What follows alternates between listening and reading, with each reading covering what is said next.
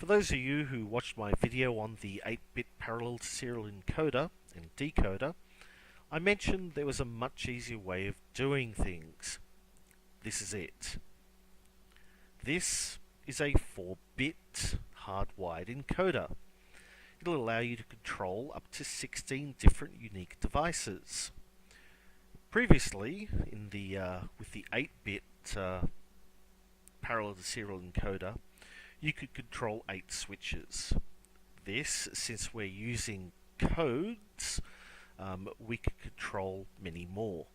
So this 4-bit encoder will allow you to control 16 devices. If I extended this to 5 bits, that would be 32 devices, 6 bits, 64 devices, and so on. Every time I add a bit to it, I double the number of devices I can control.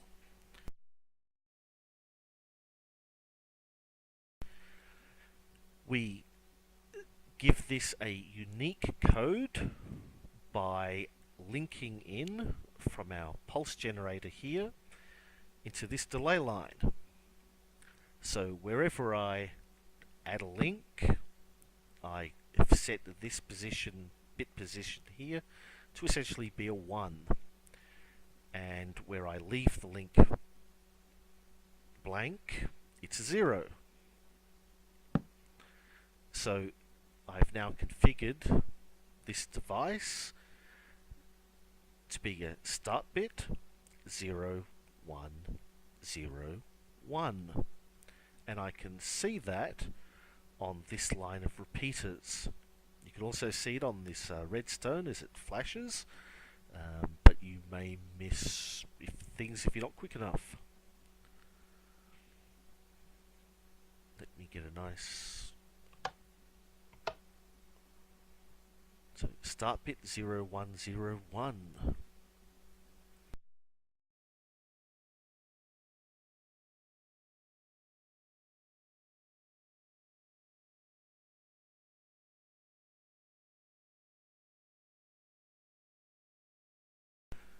Over here is our decoder. Now, previously we saw our serial data running up this chain of redstone repeaters. Our decoder works in a similar principle. This chain of redstone repeaters. Each of these delay elements will output essentially one of the bits of our data stream. Depending on how we configure our decoder here in blue wool, will determine what code this decoder will respond to. If you are trying to detect a low bit or a 0, we put in a redstone repeater. Come back. If we're trying to detect a high bit or a 1, we put in inverters. And so I've configured this decoder to respond to a code of 0, 1, 0, 1. And if it receives that correct code, this line here on the blue wall will momentarily go low, and after it's passed through this inverter, we'll set our latch. Now, there is another trick you can use, and that is by not putting any element for a particular bit position.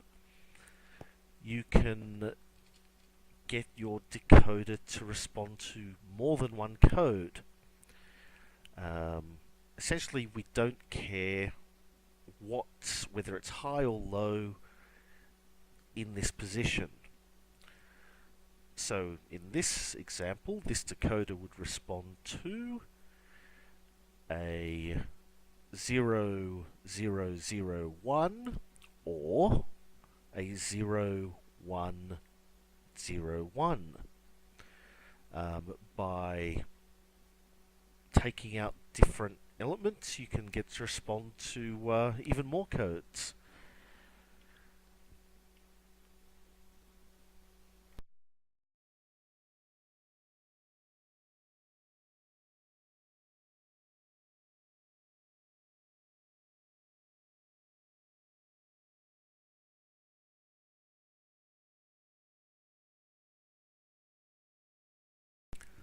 So what's the point of this, you ask?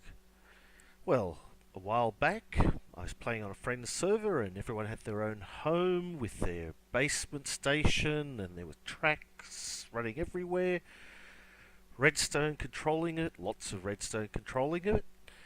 Well, with this, you control everything over one piece of redstone wire, and at a single button press, you can reconfigure the entire rail network so you can be assured to get to the correct destination every time.